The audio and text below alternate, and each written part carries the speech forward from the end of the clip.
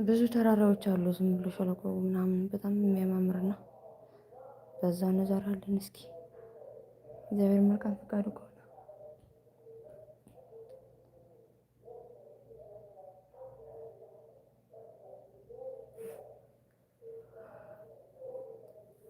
ወይቱ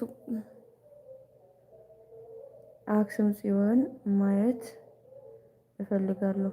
ታውቂያለሽ አንቺ አክሱም ጽዮን ሲባል ነው እንጂ አላውቀውም። ማርያምን እግዚአብሔር አምላክ ለእናት ሀገራችን ያብቃ እንጂ እንሄዳለን።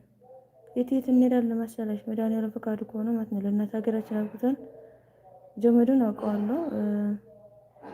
እንትና ራማ ኪዳነ ምህረት አውቀዋለሁ። የማላውቀው ላሊበላን እንትን አክሱም ጽዮንም አላውቀውም። በእንትን ነው በትግራይ አካባቢ ነውና፣ አዎ ትግራይ ክልል ነው።